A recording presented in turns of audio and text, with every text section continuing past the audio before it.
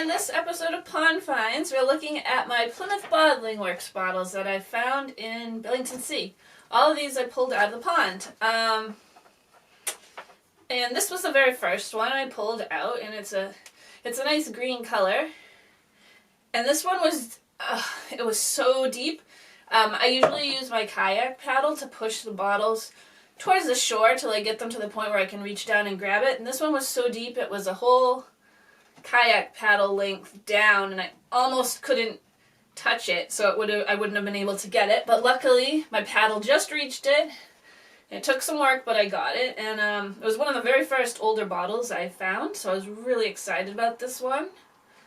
And it's actually not really that old. It's probably like 1910s, 1920s, maybe 1930s, somewhere in there. These two right here are probably the oldest. This one has a really pretty pink kind of tint to it, and this one's just clear.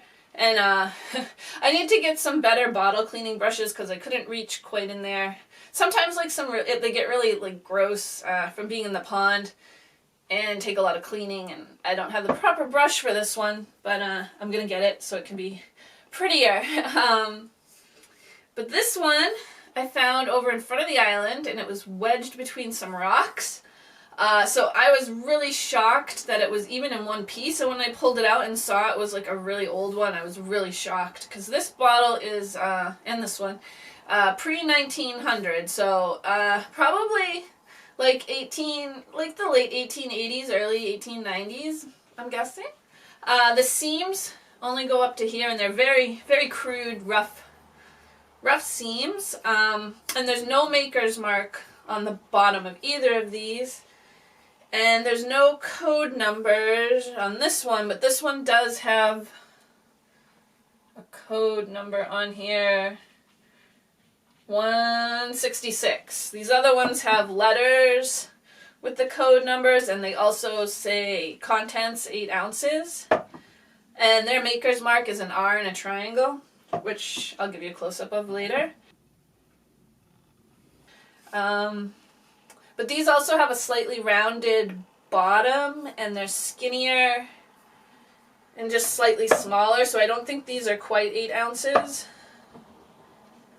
This one's nice aqua color, and this one's slightly orange, but it's just from, I think, from the water, because in some places it's very rusty orange water, and it stains bottles or anything, stains it orange, so it's hard to get off. I've tried. It's been soaking in bleach, and it's still looking very orange, but I kind of like it. These older ones have lots of really cool bubbles in the glass, little tiny bubbles, so that's really cool. And then I have this piece, which you can only tell it's a Plymouth Bottling Works because it matches the fronts, and it only says Plymouth 1620 and then Plymouth again. But this probably would have been like a 16-ounce bottle, I'm guessing, or maybe even bigger, I'm not sure. And these would have held seltzer or soda or beer. And I imagine if I could find out what those codes were, what the code numbers were, maybe I could find out exactly what each of these held. So that would be interesting to do sometime. So these all say registered on them, and usually you'd have to return the bottles, I believe, when they say registered, so they could refill them. They just reuse the bottles over and over again. Kind of a recycling. But obviously these never made it back because they are in the bottom of Billington Sea, which is cool.